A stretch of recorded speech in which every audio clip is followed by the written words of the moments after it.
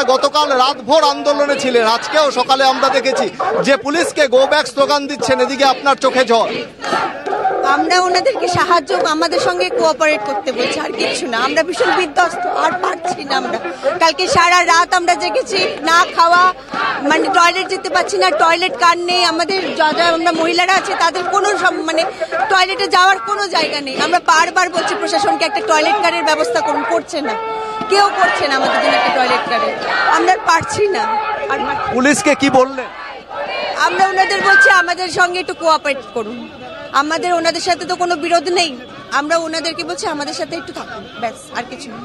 পুলিশকে সহযোগিতা করার কথা বলছেন এবং যে সমস্ত যোগ্য চাকরিহারা তুমি দেখতে পাচ্ছ, আচার্য সদনের বাইরের ছবিটা আমি দেখানোর চেষ্টা করব, যে রীতিমতো গতকাল রাতভর অবস্থান কর্মসূচি হয়েছে, আজকেও কিন্তু তারা নিজেদের সেই দাবিতে একই রকমভাবে অনড় রয়েছেন। আপনারা চাইছেন যাতে যোগ্যদের তালিকা প্রকাশ হোক, এবং গতকাল যে বিবৃতি দিয়েছে স্কুল সার্ভিস কমিশন, তাতে আপনারা কতটা আশ্বস্ত?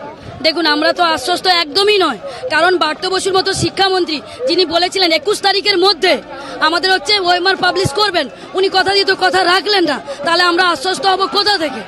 আমাদের আশ্বস্ত হওয়ার জন্য কোনো জায়গায় উনি ছাড়েননি, এর জন্য আমাদের এই আন্দোলনে নামতে হয়েছে। এই জন্যই আমরা পথে নেমে এখানে বসে আছি। কি বলতে চাইবেন যে এসএসসির তরফ থেকে বলা হয়েছে যে শীর্ষ আদালত সুপ্রিম কোর্টের যে গাইডলাইন, সেই গাইডলাইন মেনেই কিন্তু ইতিমধ্যে গোটা প্রক্রিয়াটা চালানো?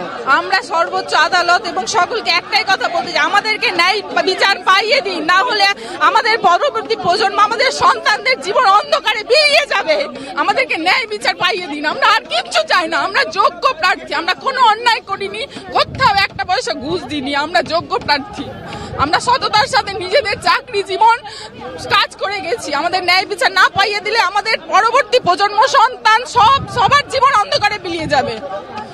একেবারেই তারা নিজেদের ন্যায় বিচারের দাবিতে দাঁড়িয়ে রয়েছেন, হাতে হাত ধরে, মুষ্টিবদ্ধ হাত, সেই হাত তারা শৃঙ্খল করে, একেবারে দেখা যাচ্ছে সেই শৃঙ্খলিত হাত তাদের রয়েছে, এবং সারিবদ্ধভাবে আচার্য সদনের সামনের যে রাস্তা, সেই রাস্তাতে কিন্তু তারা সারিবদ্ধভাবে দাঁড়িয়ে রয়েছেন। তাদের দাবি একই, যে দাবিতে তারা প্রথম থেকে অনড় ছিলেন, যে যোগ্যদের তালিকা, যোগ্য এবং অযোগ্যদের তালিকা বাইরে নিয়ে আসতে হবে।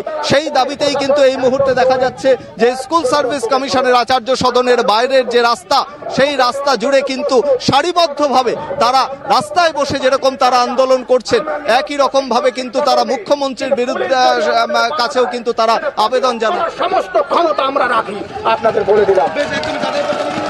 আজকের যে এর আগেও যে আন্দোলন, রাতভর আন্দোলন, আজকে মুখ্যমন্ত্রীকে কি জানাতে চাইছে? মুখ্যমন্ত্রীকে পরিষ্কার কথা আপনাদের চ্যানেলকে বলবেন, মুখ্যমন্ত্রীকে যেন বলে দেয় মিরর কপি যেটা মমতা বন্দ্যোপাধ্যায়ের খাটের তলায় কালীঘাটে লুকোনো রেখেছে, কারণ সত্যের মুখোমুখি হতে মুখ্যমন্ত্রী ভয় পান, সেই মিরর কপি যেন প্রকাশ করে দেন, এবং যোগ্য অযোগ্যদের নির্ভুল নিখুঁত তালিকা যিনি যেন প্রকাশ করে দেন আজকেই এক্ষুনি, এবং যারা ইতিমধ্যে চিহ্নিত অযোগ্য তাদেরকে টার্মিনেশন করুক। আমরা চলে যাব, আমরা ছাত্রদের পড়াতে চাই।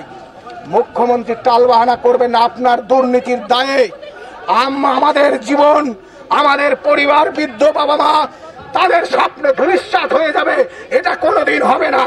আমরাই ক্ষুদিরামের বাংলার ছেলে, আমরাও জানি কিভাবে আন্দোলন করতে হয়। মমতা বন্দ্যোপাধ্যায়কে বলে দেবে আমাদের সাথে আপোষ চলে না, আমাদের সাথে বদ্ধ ঘরে আলোচনা চলে না, মুখ্যমন্ত্রীকে এখানে আসতে বলুন, তবেই আমরা আন্দোলন থেকে চলে যাব। আমাদের দাবি মেনে নিয়ে কোনো বসাবসির প্রয়োজন নেই, কোনো বদ্ধ ঘরে বসার প্রয়োজন নেই। মুখ্যমন্ত্রীকে বলুন চ্যালেঞ্জটা গ্রহণ করুন, তালিকা দিন, উঠে যাব, কোনো কথা নেই। আর সরাসরি মুখ্যমন্ত্রী গোটা বিষয়টায় হস্তক্ষেপ করুন, এবং এই যে যোগ্য অযোগ্যের তালিকা, সেই তালিকা প্রকাশ করা হোক, তবেই কিন্তু এই আন্দোলন থেকে তারা সরে যাবেন, এমনটাই জানাচ্ছেন এই যোগ্য আন্দোলনকারীরা, চাকরিহারারা।